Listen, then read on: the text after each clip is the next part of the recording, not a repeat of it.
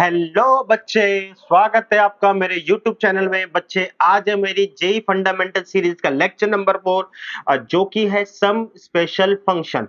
बेटा, lecture number 3 में मैंने कुछ फंक्शंस के टाइप करवाए थे, उनकी मिरर इमेज के बारे में भी बताया था। तो वहां पर मैंने ना कुछ कॉम्प्लिकेटेड फंक्शंस को इंक्लूड नहीं करा था, वो एक बेसिक फंक्शंस का लेक्चर था जिसे आप नॉर्मली अभी तक टैकल कर चुके हो या नॉर्मली अभी तक वो आपके सामने आ चुके होंगे। लेकिन बच्चे, ये वाले जो फंक्शन है ये कुछ अलग फंक्शन है। ये अभी तक हो सकता है बेटा आपके सामने नहीं आए हो। अगर आए भी होंगे तो बेटा उतने आपने डिस्क्राइब या डिस्क्रिप्शन फॉर्म में नहीं आए होंगे। ये लेक्चर बच्चे बहुत ज्यादा इंपॉर्टेंट है अगर मैं कहूं, क्योंकि मैं सिर्फ ये नहीं बताऊंगा कि बेटा स्पेशल टाइप के फंक्शन क्या है, इसके अंदर की प्रॉपर्टीज है बेटा। इन फंक्शंस के अंदर की प्रॉपर्टीज है, उन प्रॉपर्टीज को भी मैं एक्सप्लोर करूंगा एंड बहुत ही इजी वे में न्यूमेरिकल्स लेकर मैं उन प्रॉपर्टीज को एक्सप्लोर करने की कोशिश करूंगा। क्योंकि जब आप यहाँ पे प्रॉपर्टी को एक बार सुन लोगे, दोबारा अब ये लेक्चर जाओगे, यानी कि दोबारा जब फंक्शन के अंदर ये चीजें दोबारा आएंगी, तो ये प्रॉपर्टीज जो है ना, इन फंक्शंस के ऊपर की प्रॉपर्टीज जो है, ये आपके लिए बहुत हेल्पफुल होंगी। आपको लगेगा कि यार ये दोबारा सुनी हुई है, ये हमने पहले पढ़ के आ चुके हैं और एक इजीएस्ट वे में हम इसको पढ़ के आ चुके हैं। तो बिना किसी देरी करे बच्चे, हम अपने लेक्चर के अंदर चलते हैं। एंड प्लीज बच्चे, इस लेक्चर पे बहुत फोकस करना। मैंने काफी मेहनत करी है इन प्रॉपर्टीज को एक इजी वे में बताने के लिए, काफी ज्यादा उस पर रिसर्च करनी पड़ी। तो बिना किसी देरी करे बेटा हम आगे चलते हैं। Some special function lecture number 4 by professor Sunil Bhatia. सबसे पहले आता है बेटा ग्रेटेस्ट इंटीजर फंक्शन, जिसे हम फ्लोर फंक्शन भी कहते हैं, और इसका दूसरा नाम है बेटा स्टेप फंक्शन।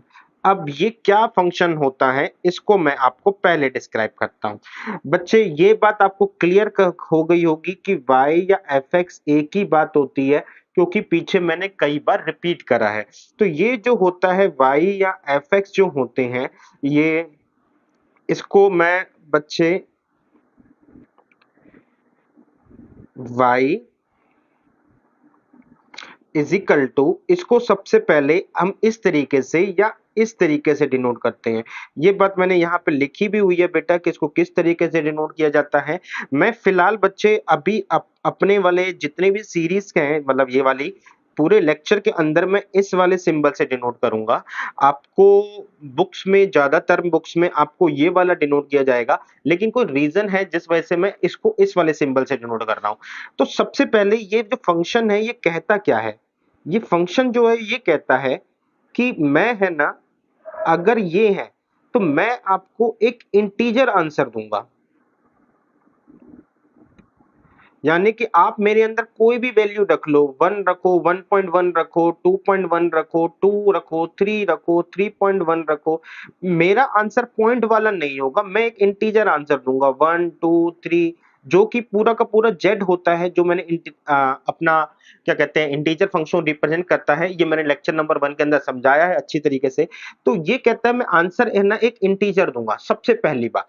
अब इंटीजर आंसर तो देगा, ये बात ठीक है, हमें समझ में आ गई कि ये इंटीजर आंसर देगा, लेकिन किस तरीके से हमारा इंटीजर होगा। तो ये कहता है कि आप है ना जो भी वैल्यू रखते हो, लेट्स से 1.5, तो मैं एक इंटीजर आंसर दूंगा इससे छोटा।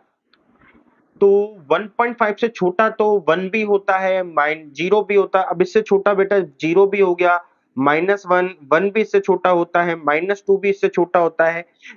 तो ये आगे जो है मैंने यहाँ पे लोगो लिखा हुआ है, जिससे जिसकी वजह से यहाँ पे इसको ग्रेटेस्ट इंटीजर फंक्शन बोलते हैं।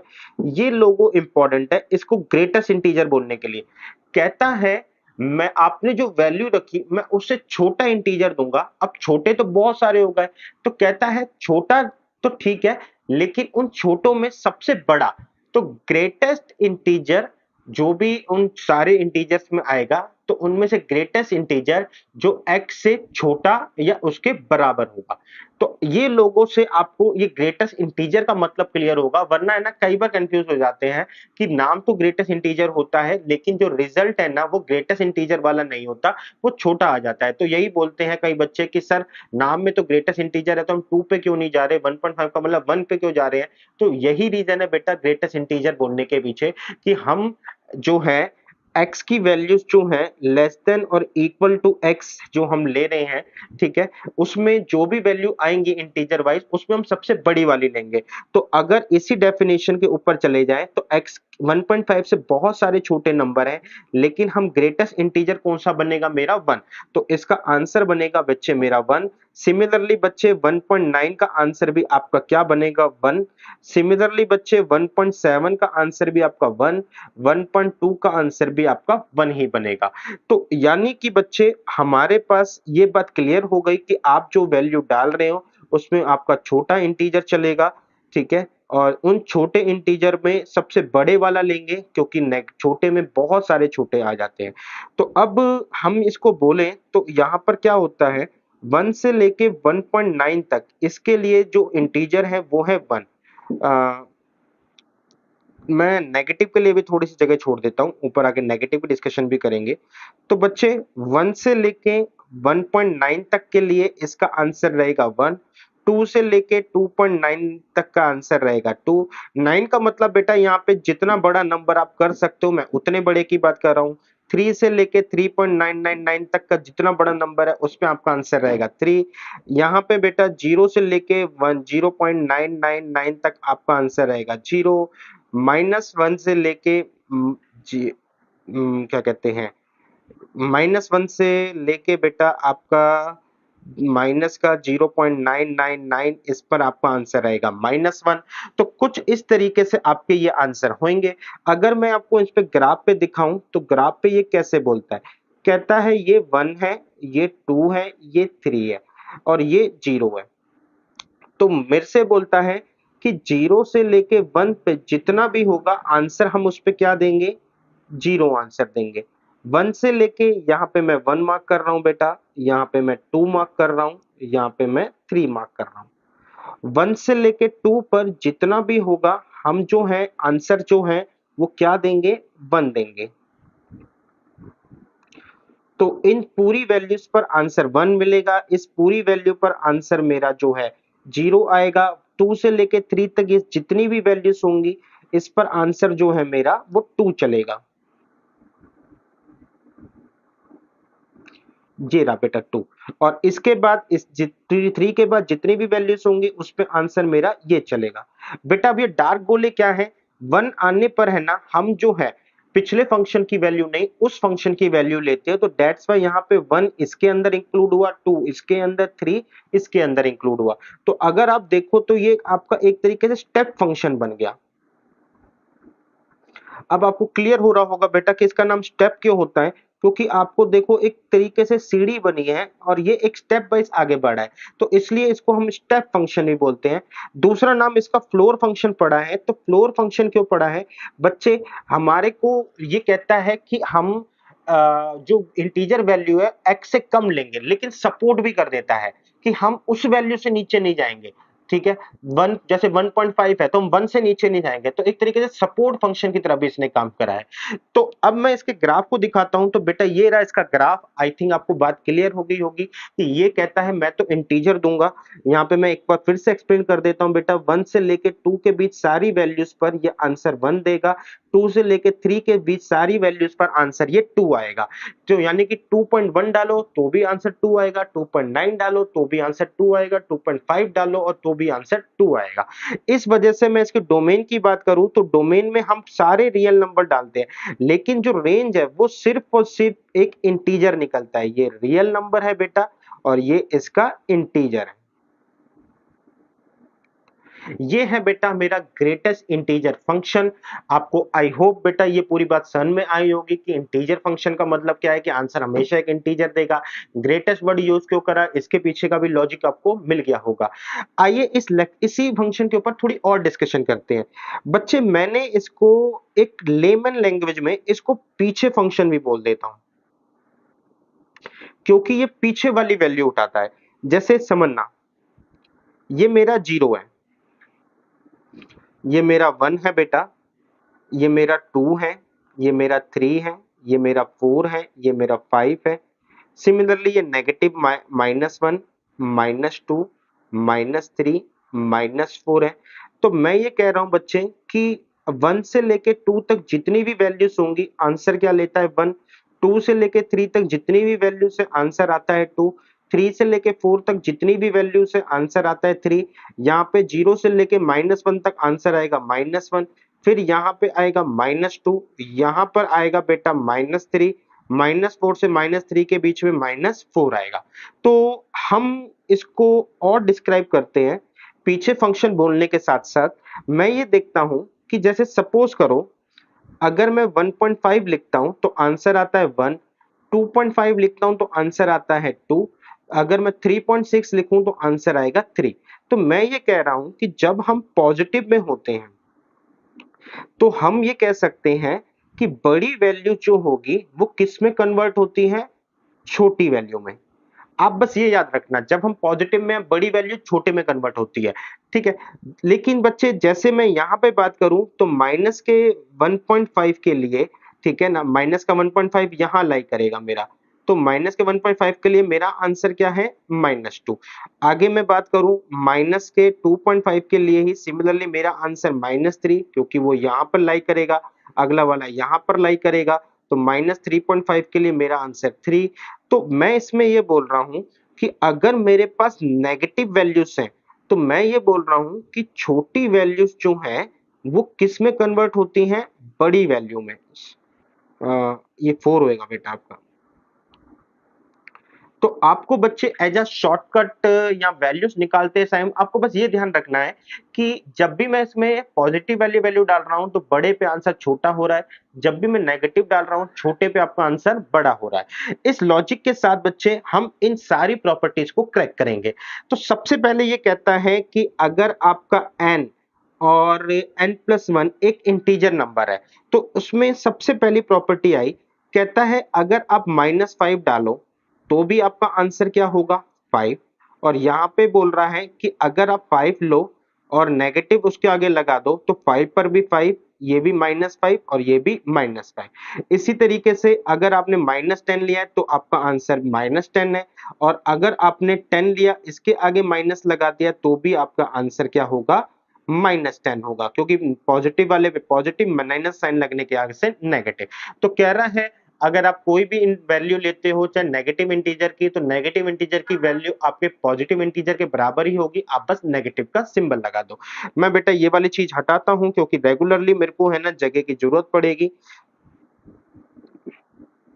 आई होप कि आपने नोट करा होगा, या नहीं तो पॉज करके नोट कर लेना। बच्चे आगे हैं, बच्चे मेरे को कहता है कि अगर आप किसी भी x के अंदर कोई इंटीजर जोड़ लेते हो, मैंने कहा ठीक है, मैंने कहा x लिया मैंने 5.5, अब मैंने इसके अंदर एक इंटीजर जोड़ा 3, तो 5.5 के अंदर 3 जोड़ने पर वो कहता है कि आप इसको ऐसे भी लिख सकते हो कि 3 को अलग कर दो। देखते हैं क्या ये सही है। तो 5.5 और 3 बन जाएगा मेरा 8.5। अब मैं 8.5 मेरा पॉजिटिव नंबर है बेटा, मैंने क्या बोला था वैल्यू छोटी वाली देगा यानी कि 8 देगा। यहाँ पे बच्चे 5.5 की वैल्यू मिलेगी मेरे को 5, छोटी मिलेगी ये 3, तो यहाँ पे मेरे को मिल गया 8। और अगर मैं इसको नेगेटिव में दिखाऊं तो लेट्स से सपोज -5.5 +3 करता हूं, और यहाँ पे मैं इसको अलग करता हूं -5.5 और +3। तो बच्चे यहाँ पर ये दोनों ऐड होके मेरे पास क्या बन जाएंगे, माइनस में 2.5, और यहाँ पे मेरे पास ये बनेगा बच्चे 2.5 का मतलब जब मैंने बोला था नेगेटिव में है तो हम आगे की ओर बड़ा कदम बढ़ाएंगे तो आंसर आएगा -3। जब हम नेगेटिव में है तो आगे की ओर बढ़ेंगे यानी कि -6 +3, तो यानी कि -6 +3, आंसर आया -3 इजिकल टू -3। तो ये बात आई थिंक आपको क्लियर हो गई होगी बच्चे कि ये प्रॉपर्टी जो बोल रही है किस तरीके से ये ट्रू है। आगे बढ़ते हैं बेटा। एक प्रॉपर्टी, थर्ड नंबर की प्रॉपर्टी मेरे पास क्या है, थर्ड नंबर की प्रॉपर्टी बेटा मेरे को ये बताती है कि अगर आप पॉजिटिव और नेगेटिव में x लेते हैं तो आपके पास हमेशा x मतलब जो भी है -1 का डिफरेंस आएगा। देखो कैसे, मैंने कहा 5.5 नेगेटिव लिया और 5.5 पॉजिटिव लिया, तो मैंने ये पढ़ा था बेटा नेगेटिव में तो हम पीछे हो जाते हैं यानी कि -6, लेकिन पॉजिटिव में हम आगे जाते हैं यानी कि 5। नेगेटिव में हम बड़ी वैल्यू की तरफ जाते हैं, पॉजिटिव में छोटी वैल्यू की तरफ जाते हैं। अभी अभी हम ये समझ के आए थे। तो हमेशा आपको जो है ये एक गैप देखने को मिलेगा। अगर मैं इसमें माइनस भी लगा लूं तो ये भी मेरे को एक -5 है। तो ये गैप जो है ना हमेशा जो ये बताएगा कि ऐसी सिचुएशन में आपके पास -1 और ऐड करना पड़ेगा, यानी कि इंक्लूड करना पड़ेगा एक तरीके से, क्योंकि जो डिफरेंस है वो -1 का राइज होगा। और अगर इस प्रॉपर्टी को थोड़ा सा मैं और क्लियर तरीके से लिखूं तो ये मेरे पास -x है, ये यहाँ पे आया मेरे पास +x, यहाँ पे -x -1, इसको मैं अगर इधर लेके जाऊं तो -x प्लस में x is equal to -x। तो यानी कि अगर मैं कोई भी दो नंबर ऐसे ले रहा हूं जो पॉजिटिव और नेगेटिव है तो आपको ऐड करने पे हमेशा जो रिजल्ट है वो -1 का मिलेगा। ये वाली प्रॉपर्टी बच्चे मैंने इस वजह से एक्सप्लेन करी क्योंकि नेक्स्ट प्रॉपर्टी मेरी यही वाली है। तो अगर मैं इन दोनों को ऐड कर रहा हूं तो आंसर हमेशा -1 होगा। ये बात मैंने बता दी, लेकिन कब? जब ये इंटीजर नहीं है। अगर ये इंटीजर है तो जैसे सपोज करो अगर ये -5 है और ये मेरा 5 है, दोनों को ऐड करेंगे -5 प्लस 5 तो रिजल्ट क्या होगा? Is equal to 0। अगर ये -10 है और ये भी आपका 10 है, दोनों को मैं ऐड करूंगा, रिजल्ट क्या होगा? 0। तो बच्चे कहने का मतलब ये कि जब आपका इंटीजर होगा तो आपकी प्रॉपर्टी कुछ, आपका रिजल्ट जो होगा वो 0 होगा, जब आपका इंटीजर नहीं होगा तो रिजल्ट आपका -1 होगा। आई होप आपको ये प्रॉपर्टी समझ में आई होगी। तो हम अगली प्रॉपर्टी की तरफ बढ़ते हैं। अब ये कह रहा है कि अगर मैं दोनों को माइनस कर दूं इस बार, ये वाला कह रहा है कि अगर मैं इस बार दोनों को माइनस कर दूं, तो मैंने कहा ठीक है, पहले हम बात कर लेते हैं इंटीजर में। मैंने कहा -5, यहाँ पे पहले प्लस ले रखा है तो ये करते हैं, और -5 को हम लेते हैं। तो ये तो 5 और ये मेरा -5, तो आंसर क्या आया बेटा? हमेशा आपका 10। तो इसका मतलब मैं इस आंसर को कैसे लिख सकता हूं कि ट्वाइस ऑफ आप पॉजिटिव इंटीजर ले लो, ठीक है, ट्वाइस ऑफ पॉजिटिव इंटीजर, तो आपका जो भी आंसर आएगा हमेशा यही आएगा। फॉर एग्जांपल लेट्स से बच्चे मैंने 10 लिया, यहाँ पे मैंने -10 करा, तो रिजल्ट जो भी मेरे पास आया बच्चे ये 10 और ये, तो ये आएगा 10 और +10 यानी कि 20, तो रिजल्ट आएगा मेरे पास हमेशा 20, जिसको मैं ले सकता हूं कुछ ऐसे। लेकिन बच्चे अगर मेरा इंटीजर नहीं है तो ये कहता है लेट से सपोज करो मैंने यहाँ पे लिया 5.5 और नेगेटिव का लिया मैंने 5.5, आगे मैंने माइनस लगाया, तो पॉजिटिव में तो मैंने कहा आंसर के लिए पीछे जाते हैं, नेगेटिव के लिए आंसर में हम आगे की तरफ जाते हैं। तो रिजल्ट आया 11। अब इस 11 रिजल्ट को हम कैसे बोलेंगे? ऊपर 10 तो आ चुका था, हमने करके आए थे, मतलब 2x से जो भी हमने लिया। तो ये कहता है कि आप पॉजिटिव लोगे तो 5.5 से आपका 2 इंटू में 5 यानी कि 10 तो आ गया है, लेकिन बच्चे आपने यहाँ पे +1 और लगा देना है ताकि आंसर आपका 11 आ जाए। तो बस बच्चे यही प्रॉपर्टी ये वाली चीजें कहती हैं। तो आई थिंक आपको ये बात समझ में आई होगी। तो बची हुई प्रॉपर्टी को डिस्कस करते हैं। बची हुई प्रॉपर्टी में बेटा ये वाली प्रॉपर्टी देखो क्या बोलती है। कहती है कि अगर आपने ये x लिया है और ये किसी नंबर से k से बड़ा है या बराबर है, तो मैं इसमें k को पहले डिफाइन कर लेता हूं। तो k की वैल्यू मैं यहाँ पे 5 लेके चलता हूं बेटा।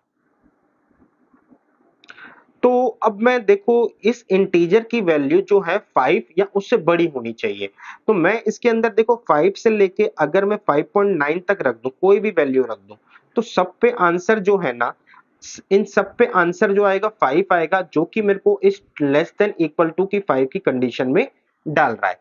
अगर मैं इसमें 6 से लेके 6.999 रख दूं तो आंसर मेरा जो आएगा 6 आएगा, जो कि लेस देन इक्वल टू 6 की कैटेगरी में डाल रहा है।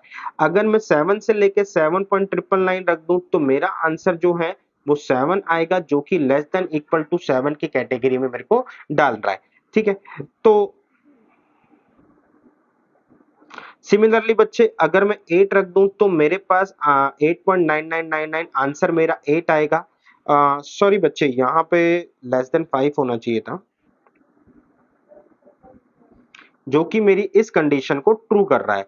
तो अगर मेरे को ये बोला जाए कि मैं x की क्या वैल्यू रखूं इस कंडीशन में, एक कॉमनली कमेंट देना पड़े, तो मैं यही कमेंट दूंगा बच्चे कि x जो है ना 5 या उससे बड़ा हो रहा है। देखो मिनिमम वैल्यू आपकी क्या आ रही है यहाँ पे 5 आ रही है, मैक्सिमम वैल्यू का कोई लेना देना नहीं, कितनी बड़ी आ सकती है।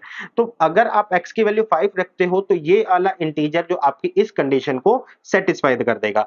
तो आप तो मैंने यही यहां पर जो है इस आंसर को देखो दिखा रखा है कि आप x greater than equal to k रख सकते हैं। अब लेकिन अगर मैं यहाँ पे बात करूं, मैं थोड़ा सा इरेजर छोटा करूं, अगर मैं सिर्फ और सिर्फ इक्वल ग्रेटर देन के सिंबल की बात करूं कि हमारा 5 से बड़ा होना चाहिए, ठीक है, तो इस कंडीशन में अगर आपको देखो तो ये वाली चीज है ना सेटिस्फाई नहीं कर रहेगी, आपकी ये वाली चीज सेटिस्फाई इसके अंदर नहीं करेगी।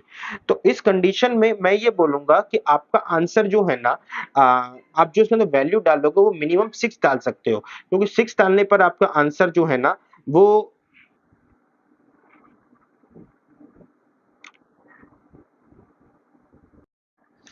तो चलते हैं बेटा, समझते हैं अब सिक्स प्रॉपर्टी को। सिक्स प्रॉपर्टी क्या कहती है? कहती है कि x जो है अगर ग्रेटर देन k है, मैं यहाँ पे ना बच्चे k को 5 रख लेता हूँ, तो ये कहता है कि अगर ये जो मेरा वैल्यू है यानी कि ग्रेटर इंटीजर फंक्शन 5 से बड़ा है, तो सबसे पहले ये 5 से बड़ा है तो देखते हैं कौन कौन सी वैल्यूज इस पे आंसर आ जाएंगे। बच्चे मैं इसके अंदर 5 से लेके 5.9 तक डालता हूं, तो मेरे पास जो आंसर है ना 5 से लेके 5.9 तक, ये आंसर जो है यहाँ पे जो मेरे को आंसर मिलेगा वो 5 मिलेगा, और ये ग्रेटर देन इक्वल टू की कंडीशन को सेटिस्फाई कर रहा है। अगर मैं 6 से लेके 6.99 तक कोई भी आंसर दूंगा तो आंसर मेरा 6 आएगा, जो कि ग्रेटर देन इक्वल टू 5 की कंडीशन को फिल कर रहा है। इसी तरीके से 7 से लेके 7.9999 में कुछ भी डालूं तो आंसर मेरा 7 आएगा, जो कि ग्रेटर देन इक्वल टू की कंडीशन को फुलफिल कर रहा है। तो अगर मैं यहाँ पे कमेंट करूं कि x की क्या वैल्यू मिनिमम होनी चाहिए, x की मैं क्या वैल्यू रखूं या x की वैल्यू रखने पर मैं कमेंट करूं, तो मैं कहता हूं कि x की वैल्यू 5 और उससे बड़ी होनी चाहिए। मिनिमम वैल्यू 5 है, बड़ी का कोई लेना देना नहीं, किसी भी रेंज में जा सकती है। तो मैंने यहां पर बेटा यही बोला है कि आपकी वैल्यू जो है k या उससे बड़ी होनी चाहिए, जो भी आप इंटीजर रख रहे हो। लेकिन बच्चे अगर इसके अंदर सिर्फ और सिर्फ ग्रेटर देन है, अब ग्रेटर देन है तो क्या होगा बच्चे, ग्रेटर देन है तो ये फर्स्ट लाइन इनवैलिड हो जाएगी, आप ये वैल्यू वैल्यू नहीं रख सकते, यानी कि 5 से लेके 5.99999 तक जो भी है वैल्यू नहीं रख सकते। आप अपनी सबसे पहली वैल्यू जो रख सकते हो वो 6 रख सकते हो, 6 और इससे बड़े। तो यहां पर मैं कमेंट ऐसे करूंगा बच्चे, इस अगर ये ग्रेटर देन का सिंबल आता है तो मेरा कमेंट ऐसा होगा, आप अपनी वैल्यू जो है 6 या इससे बड़ी रख सकते हैं, ठीक है। तो 6 या इससे बड़ी रखने के लिए k में एक ऐड कर सकते हैं, यानी कि 5 प्लस 1। तो दैट्स वाई यहां पर आप देख रहे हो इस प्रॉपर्टी को मैंने यहाँ पे समझाया है बेटा, और यहाँ पे एक सिंबल नहीं लगा हुआ तो मैं ग्रेटर देन का इक्वल टू का सिंबल लगा देता हूं, एंड यहाँ पे k प्लस 1 से आप वैल्यू बड़ी रख सकते हैं। अब बात करते हैं छोटे के ऊपर। मैं ये सारी चीजें फिर से रफ करता हूँ, थोड़ा सा इरेजर का साइज बढ़ाता हूँ बेटा, जगह की कमी है, मेरे को एक्सप्लेन यहीं पे करना है। आपने लेक्चर को पॉज करके बच्चे सारा नोट कर लेना। अब बच्चे बात करते हैं कि अगर मैं छोटे की बात करूं, मान के चलते हैं ये x है और ये मेरा छोटा है k से, वापस से k को मैं 5 ही लेता हूं क्योंकि अभी भी आपको 5 से ही समझाया है, ठीक है। तो इस बार x छोटा और 5 बराबर है 5 के, तो बच्चे मैं इसमें 5 वैल्यू रख सकता हूँ, 5 से लेके 5.9 तक, जिसमें आंसर आएगा 5, और ये छोटे और इक्वल टू की कंडीशन को सेटिस्फाई कर रहा है। अगला मैं रख सकता हूँ 4 से लेके 4.9 तक, तो आंसर आएगा आपका 4, और ये छोटे और उसकी कंडीशन को सेटिस्फाई कर रहा है। 3 से लेके 3.9 तक रख सकता हूँ, आंसर 3 आएगा, और ये रिजल्ट जो है मेरे पास 5 की कंडीशन को सेटिस्फाई कर रहा है। तो ये जो भी कंडीशन सेटिस्फाई हो रही है 5 की, जो भी इससे बन रही है, अब मैं इसमें कमेंट करूं तो अब मैं यहाँ पे ये कमेंट करूंगा कि मैं आंसर 5 से लेके 5.99999 तक रख सकता हूं। अब जो भी है 5 का जो ये नियर बाय 6 जो भी पड़ेगा 5 में सबसे बड़ा नंबर, उसको डिफाइन नहीं किया जा सकता, तो इसलिए हम ये कह देते हैं कि x जो है ना यहाँ पे 6 से छोटा होना चाहिए। तो दैट्स वाई बच्चे अब मैं इसको ये बोलते हैं कि हमने 5 में एक ऐड करा, तो आपके पास जो ये रिजल्ट आया वो ये रहा। कि अगर आपका लेस देन इक्वल टू के है तो आपका जो x है ना वो k प्लस 1 से छोटा होगा। तो यानी कि अगर मैं 5 है तो आपका k जो हम जो भी x है वो 6 से छोटा रख सकते हैं। लेकिन अगर मैं इसमें लेस देन का सिंबल हटा दूं तो बच्चे ऊपर वाली लाइन जो है इनवैलिड हो जाएगी। अब मैं कह सकता हूं कि सीधा सीधा x जो है मेरा 5 से छोटा होना चाहिए, क्योंकि सबसे बड़ा नंबर अब इसके अंदर फिलहाल जो 5 को अप्रोच कर रहा है 4.99999999 जिसको मैं डिस्क्राइब नहीं कर सकता। तो दैट्स वाई आपका यहाँ पर ये फंक्शन डिस्क्राइब हो रहा है। अब ये क्या चीज है बेटा, ये वाली चीज पर मैं अभी लौट के आऊंगा, क्योंकि मुझे अभी यहाँ पे आपका फ्रैक्शन फंक्शन आएगा तो उसके लिए यहाँ पे ये एक्सप्लेन करूंगा। फिलहाल के लिए प्रॉपर्टी मैं उम्मीद करता हूँ कि बच्चे आपको समझ में आ गई होगी। आगे बढ़ते हैं बेटा। जिस तरीके से ग्रेटेस्ट इंटीजर फंक्शन होता है उसी तरीके से स्मॉलर इंटीजर फंक्शन भी होता है। जो वर्डिंग हमने वहां पढ़ी है यहाँ पे भी सेम वर्डिंग है, सिर्फ उसको उल्टा कर दो, क्योंकि वहां पे ग्रेटेस्ट किस वजह से वर्ड यूज हुआ, यहाँ पर वर्ड जो वर्ड होगा स्मॉलर उस वजह से ही यूज होगा। तो इसको हम सीलिंग फंक्शन भी कहते हैं, यानी कि जैसे छत पे पंखा रखा हो, यानी कि इस तरीके से हम इसको डिफाइन करेंगे। वैल्यूज जो है ना ऊपर नहीं जाएंगी, यहाँ से आपको बात समझ में आएगी। जैसे वहां पे फ्लोर था, एक बेस था, वैल्यू उससे नीचे नहीं जा रही थी, यहाँ पर भी वैल्यू इससे ऊपर नहीं जाएगी। तो लोगो क्या है बेटा इसके अंदर, फिर से greater greater than and equal to X, यानी कि जो भी एक्स लोगे उससे ऊपर जितने भी इंटीजर होंगे। फॉर एग्जाम्पल मैंने कहा ये मेरा एक्स है, जैसे मैंने इसको लिया, इसको ऐसे दिखाया, तो इसके अंदर मैंने डाला 2.1, तो इससे ऊपर के मेरे कौन कौन से एक्स होंगे, 3 4 इक्वल टू भी इंक्लूड कर लेते हैं तो 2 3 4 5 6। तो कह रहा है कि greater than equal to X में जो स्मॉलेस्ट वाला होगा हम उसको कंसीडर करेंगे, जो स्मॉलेस्ट वाला होगा उसको कंसीडर करेंगे। तो दैट्स वाई मेरा आंसर क्या होगा 2। तो 2.1 पे मेरा आंसर आया 2। तो इस तरीके से अगर आप समझ पाए तो क्या होगा बच्चे, अगर मैं यहाँ पे x लिखा तो वापस से मैं कह सकता हूँ 1 से लेके 1.9999 तक मैं किस पर जाऊंगा बच्चे, ऊपर बढ़ूंगा, इस बार आगे बढ़ूंगा तो आपका आंसर आएगा 2।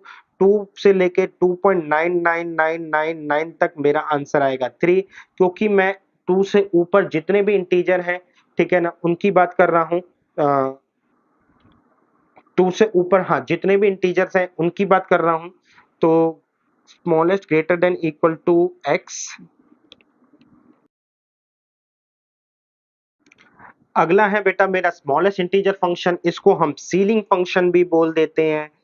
अब बच्चे जो आपने ग्रेटेस्ट इंटीजर के अंदर पढ़ा सेम यही पढ़ोगे, बस सिचुएशन को उल्टा कर दो, वहां पे छोटा छोटा था, यहाँ पे सारा बड़ा आएगा। अब देखो यहाँ पर भी उसने बात बोली हुई है ग्रेटर देन और इक्वल टू एक्स, यानी कि बच्चे अगर मैं ये फंक्शन लेता हूं, जैसे मैंने ये फंक्शन लिया,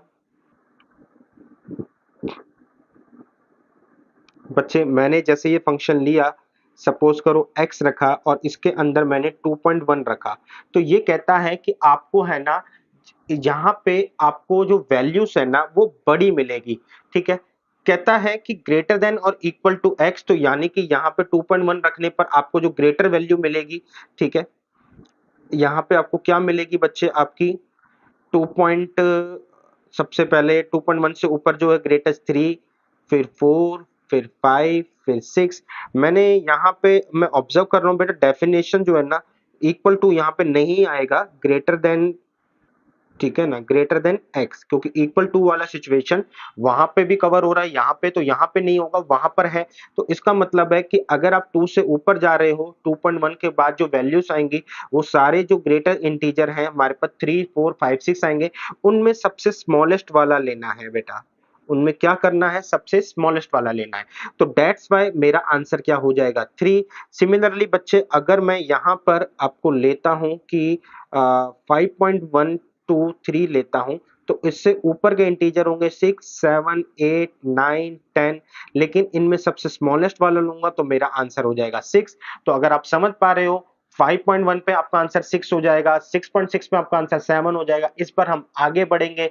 दैट्स वाई क्योंकि हमारे पास अगर ये कहता है कि ग्रेटर ऊपर कितने भी इंटीजर हो सकते हैं, लेकिन मैं फ्लोर मतलब वो सीलिंग लगा देता हूं कि उसमें उनमें सबसे छोटे वाला, तो इसलिए इसको सीलिंग फंक्शन भी कहते हैं। सिंबल जो है इसको डिनोट करने का बेटा मैंने यहाँ पे गलत ले लिया सिंबल, इसको डिनोट करने का ऐसे है, इसको भी डिनोट करने का ऐसे है सिंबल, क्योंकि ध्यान बहुत ज्यादा वहां पर था अभी।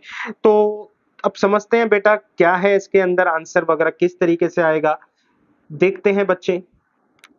इस बार जो इक्वल टू नहीं लगाया तो इस वजह से देखना, मैं ये कह रहा हूं 1.1 की वजह से 1.1 से लेके आपका 2 तक सारा का सारा आंसर आपका जो भी आएगा वो 2 इंटीजर देगा। 2.1 से लेके 3 तक आपका सारा का सारा इंटीजर 3 आएगा।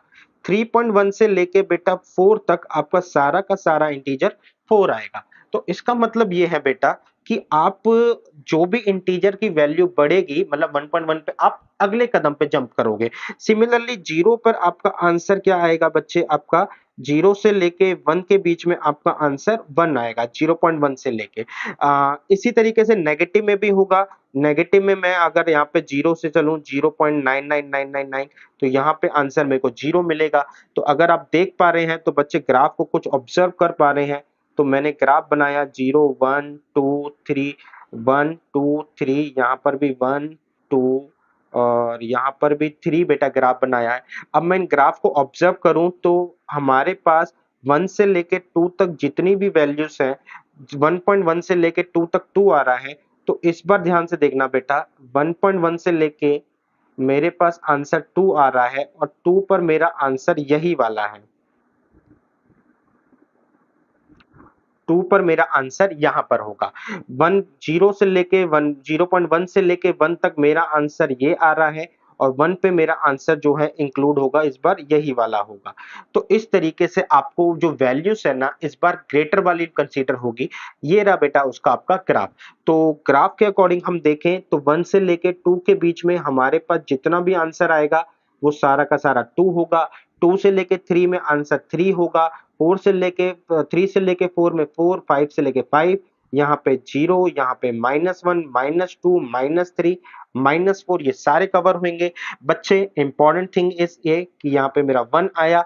इस बार बेटा वैल्यू इंक्लूड करने वाले में हमारे पास जो है एंड वैल्यू इंक्लूड करेंगे, ओपनिंग वैल्यू इंक्लूड नहीं करेंगे, क्योंकि इसकी डेफिनेशन की वजह से वहां पे इक्वल टू का सिंबल कटा हुआ है, ग्रेटर देन में हमारे पास आया है। तो डोमेन क्या है बेटा, डोमेन में फिर से मैं कोई भी रियल नंबर रख सकता हूँ। रेंज क्या है, रेंज यहाँ पे आपकी कोई भी इंटीजर हो सकती है। तो डोमेन और रेंज में कोई फर्क नहीं है, सिर्फ इस फंक्शन को फर्क था समझने के ऊपर से। तो बच्चे इस फंक्शन को समझाने के लिए मैं यहाँ पर फिर से एक काम करता हूँ, एक नंबर लाइन सम बनाता हूँ। इस बार क्या है बेटा, मैंने कहा 0 1 2 3, तो 0 से लेके 1 तक जितना भी आपका है आंसर क्या आएगा, इवन 1 को इंक्लूड करने पर आपका आंसर 1 आएगा। 1 से लेके 2 तक आपका आंसर 2 आएगा। 2 से लेके 3 तक आपका आंसर 3 आएगा। 3 से लेके 4 तक आपका आंसर 4 आएगा। सिमिलरली बच्चे -1 0 से लेके यहाँ से -1 से 0 पे -1 आएगा। यहाँ पे आपका -2 से 1 पर आपका आंसर -1 आएगा। तो अगर मैं इसको एक शॉर्ट नाम दूं तो इसे हम बोल सकते हैं आगे फंक्शन। बेटा ग्रेटेस्ट इंटीजर को पीछे फंक्शन बोला था, स्मॉलेस्ट इंटीजर को मैंने शॉर्ट नाम में आगे फंक्शन दिया है। अगर इसको और ज्यादा तोड़ूं तो यहाँ पे बेटा मेरे पास 0 है। अब मैं यहाँ पे देख सकता हूं जब मैं 0 से लेके 1 तक होता हूं तो आंसर मेरे पास क्या है, इन सारी वैल्यूज के लिए 1 है और 1 से लेके आगे 2 तक के लिए सारी वैल्यूज के लिए आंसर 2 है। तो मैं डोमेन रेंज को बेटा थोड़ा सा क्लियर करता हूं। तो मैं ये कह सकता हूं बच्चे, यहाँ पे अगर आप 1.5 रखो या 1 1.1 से लेके आप 2 तक कोई भी रखो आपको आंसर 2 मिलेगा। 2.1 से लेके आप 3 तक कोई भी रखो तो आपको आंसर 3 मिलेगा। तो यानी कि बच्चे हमारे को इस बार पॉजिटिव में क्या हो रहा है, छोटी वैल्यू रखने पर हमको आंसर बड़ा मिल रहा है। ये पॉजिटिव में हो रहा है, पिछली बार वहां पर ऐसा उल्टा हो रहा था। और यहाँ पर बात करें बच्चे नेगेटिव में क्या हो रहा है, जैसे -1 -2, तो मैं ये कह रहा हूं कि माइनस का यहां से लेके यहां तक सब में आंसर क्या आएगा, -1। तो 1.99 से लेके आपका -1 तक सब में आंसर -1, -2.99 से लेके -2 तक आपका आंसर 2। तो मैं यहाँ पे कह सकता हूं कि क्या हो रहा है बेटा, बड़ी वैल्यू रखने पर आपका आंसर छोटा आ रहा है। तो जब मैं नेगेटिव में होता हूं तो बड़ी वैल्यू रखने पर आंसर छोटा आता है। तो just opposite to a smallest integer, यहाँ पे क्या है बच्चे, यहाँ पे पॉजिटिव में छोटी में बड़ा होता है, नेगेटिव में बड़े में छोटा होता है। ये टर्मिनोलॉजी क्यों चाहिए बेटा, ये टर्मिनोलॉजी इसलिए चाहिए क्योंकि हम जब प्रॉपर्टी सॉल्व करेंगे तो क्विकली हमारे दिमाग में हमें सोचना ना पड़े बात बात के लिए। तो बस बच्चे अब हम फिर से उन्हीं प्रॉपर्टीज के ऊपर चलते हैं। तो सबसे पहली प्रॉपर्टी है माइनस एन टू एन। तो माइनस एन की प्रॉपर्टी हमसे कहती है कि अगर आप कोई भी इंटीजर लेते हैं तो आपका तो आंसर -5 आएगा, यही इंटीजर आप प्लस में लेते हैं तो +5 आएगा, अगर मैं इसे माइनस से मल्टीप्लाई करवाऊं तो दोनों बराबर हो जाएंगे। यानी कि बेसिकली इंटीजर जब प्रॉपरली इंटीजर आता है तो हमारी यहाँ पे प्रॉपर्टी दोनों जगह पे सेम हो जाती है, ज्यादा फर्क इनमें नहीं देखने को मिलेगा। लेकिन हाँ, अगर मेरा इंटीजर की जगह कोई वैल्यू रखता हूं, फॉर एग्जाम्पल मैं अब इस प्रॉपर्टी पर आता हूं। बेटा मैं ये कह रहा हूं कि मैंने इस बार नेगेटिव का सपोज कर लो 5.5 रखा। तो मैं अभी क्या पढ़कर आया कि मैं नेगेटिव में होऊंगा, तो मैंने ये पढ़ा था कि बड़ी वैल्यू छोटी हो जाती है, तो यानी कि मेरे को आंसर मिलेगा -5। ठीक है, अब ये कहता है कि आप इस आंसर को निकालने के लिए ऐसे भी कर सकते हो, 5.5 यहां रखो, अब यहाँ पे माइनस मार्क करो। तो यहाँ पे देखो क्या आता है बेटा, जब मैं प्लस में होता हूं तो मैं आगे बढ़ जाऊंगा एक कदम, माइनस का सिंबल लगा होगा। तो बच्चे ये -5 -6 दोनों को बराबर करने के लिए मेरे को 1 रखना पड़ेगा। तो 1 मतलब उधर ऐड करना पड़ेगा, तब जाके दोनों बराबर होंगे। तो यही बात इस प्रॉपर्टी ने लिखी हुई है। और इस प्रॉपर्टी की बात को थोड़ा सा और डिस्क्राइब किया जाए तो ये बेसिकली बोलती है कि अगर मैं कोई भी दो चीज जो है, पॉजिटिव नंबर और नेगेटिव नंबर जो कि इंटीजर ना हो, अगर मैं ऐड करूं तो इनके बीच जो भी हमारे ऐड करने पर डिफरेंस जो है हमेशा 1 को देखने को मिलेगा। दूसरा एग्जांपल लेते हैं, फॉर एग्जांपल यहाँ पे 4.2 है लेता हूं। तो 4.2 को इसके अंदर डालूंगा तो मेरे को आंसर मिलेगा बड़ा वाला 5। अगर मैं यहाँ पे 4.2 डालता हूं इसके अंदर तो मेरे को आंसर मिलेगा छोटा वाला, यानी कि -4। दोनों को ऐड करेंगे, रिजल्ट हमेशा मेरा 1 रहेगा। आई होप बच्चे आपको ये बात समझ में आई होगी। ठीक है, तीसरी वाली प्रॉपर्टी पे चलते हैं यार। इस वाली प्रॉपर्टी को मैं यहाँ पे दिखा भी दूं तो ये प्रॉपर्टी बेटा यहाँ पर भी यूज हुई है कि अगर आप इन दोनों को ऐड करते हो तो रिजल्ट आपको जो है हमेशा ही 1 मिलता है। क्लियर बच्चे? अब मैं तीसरी प्रॉपर्टी को समझा रहा हूं बेटा। तीसरी प्रॉपर्टी फिर से यही कहती है कि आप किसी ऐसे नंबर में कोई n ऐड कर देते हो। फॉर एग्जाम्पल मैं फिर से लेता हूं 5.5, इसमें मैं बेटा 3 ऐड कर देता हूं। तो ये कहता है कि आप दोनों को अलग कर सकते हो। मैं ये थर्ड वाली प्रॉपर्टी समझा रहा हूं बच्चे। और इसमें बच्चे आप दोनों को अलग कर सकते हो इस तरीके से। देखते हैं बच्चे, इसका मतलब हुआ 8.5, जब भी मैंने कहा पॉजिटिव होगा तो आंसर बड़ा वाला मिलेगा, यहाँ पे भी आंसर 6 मिलेगा और यहाँ पे 3, तो ये मेरा आंसर 9। क्या ये नेगेटिव में भी वर्क कर रहा है? तो देख लेते हैं, -5.5 प्लस 3, यहाँ पे भी आया बेटा -5.5 और +3। तो -5.5 प्लस 3 का मतलब हो गया -2.5। अब यहाँ पे हुआ बच्चे मेरे पास 2.5 का मतलब मेरा आंसर छोटा हो जाएगा, इसमें भी बेटा मेरा आंसर छोटा आएगा -5। और यहाँ पर बच्चे मैं 3 ऐड करूंगा तो रिजल्ट आएगा मेरा -2। तो इस तरीके से मैं कहूँ तो बच्चे मेरे लिए ये प्रॉपर्टी पॉजिटिव और नेगेटिव पे आंसर सेम सेम शो कर रही है।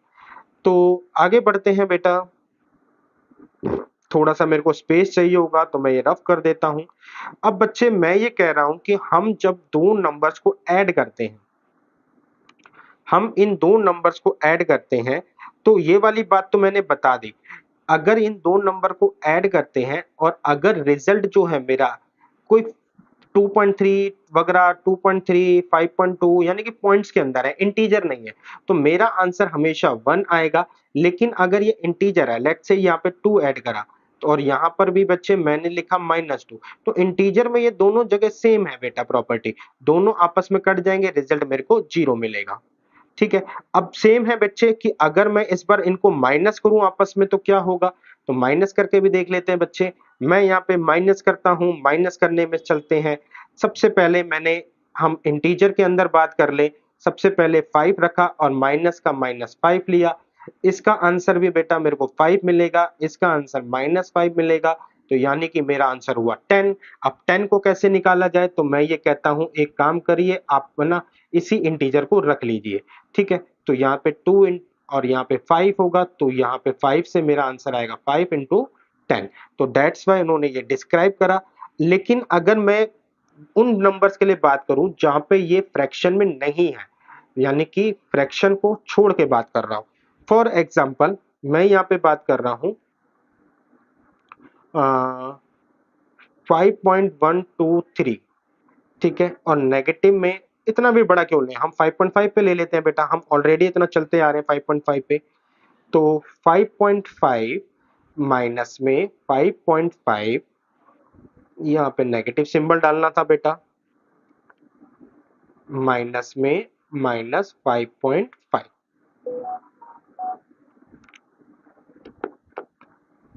डॉटेड का बेटा एरिया क्लीन नहीं है तो डॉटेड समझ में नहीं आ रहे, इसलिए मेरे को रफ करना पड़ रहा है।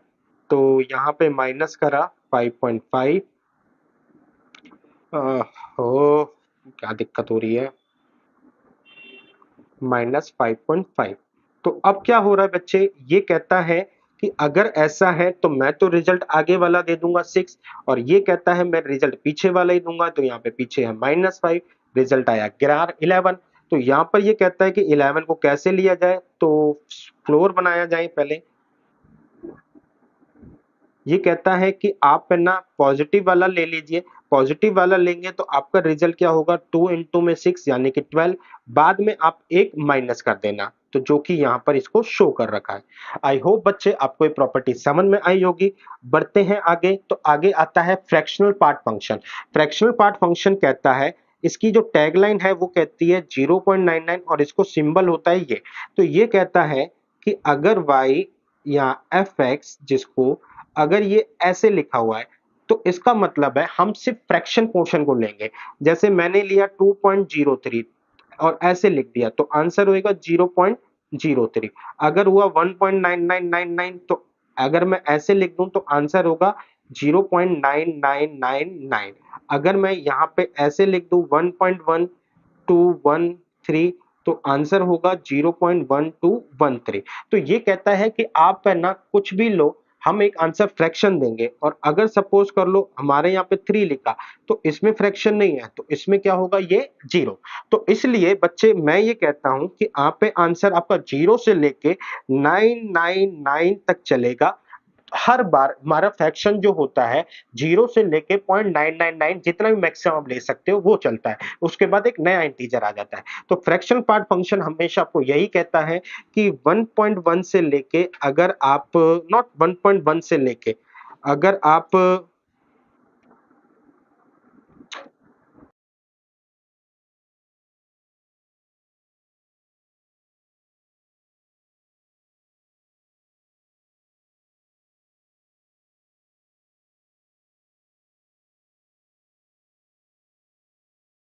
अगर आप 2 से लेके 2.999 तक कोई भी रखते हो तो मिनिमम आंसर 0 और मैक्सिमम आपका 0.99999 रहेगा।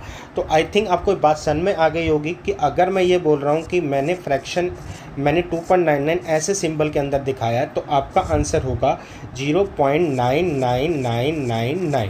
आपका हमेशा एक फ्रैक्शन ही आंसर होगा। अच्छा, यहाँ पे एक नीचे लाइन लिखी हुई है, बड़े काम की है, लेकिन उससे समझाने से पहले मैं उसके ग्राफ पर आ जाऊँ।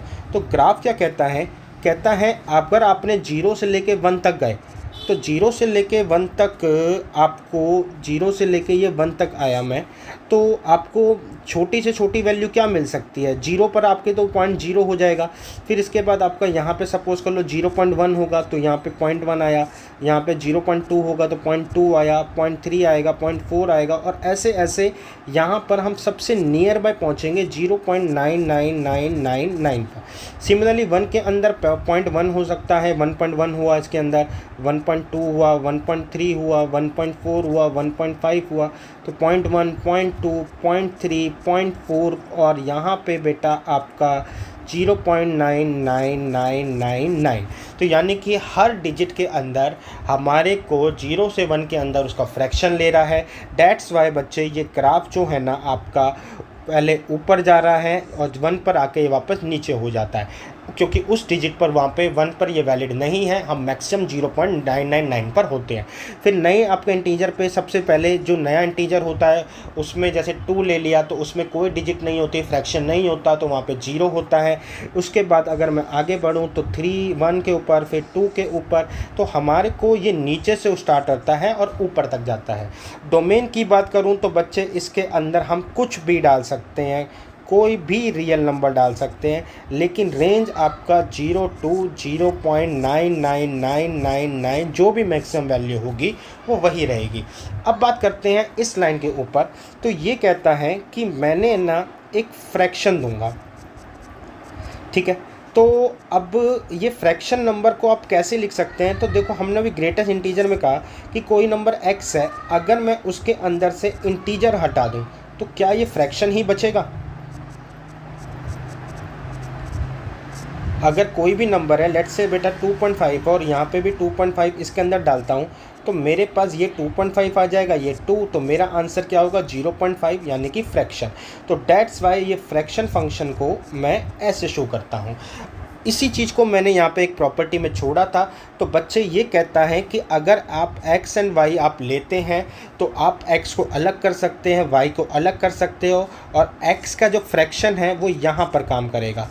कुछ इस तरीके से हमने x का फ्रैक्शन लिया। क्या मतलब है समझ लेते हैं इस प्रॉपर्टी को भी। बच्चे यहाँ पर आए, मैंने कहा यहाँ पर मैंने 2.5 प्लस में 5.2 लिया, एंड यहाँ पे मैंने सपोर्ट बनाया 5 to 7, 7.7 हुआ। 7.7 पे आंसर मेरे को छोटा वाला मिलता है 7।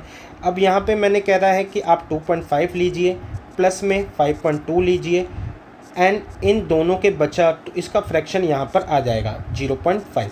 तो 2.5 से मेरे को 2 हुआ, 5.2 से ये हुआ 5.7, आंसर मेरा यहाँ पे 5 हो गया, तो आंसर मेरा यहाँ पे 7 हुआ।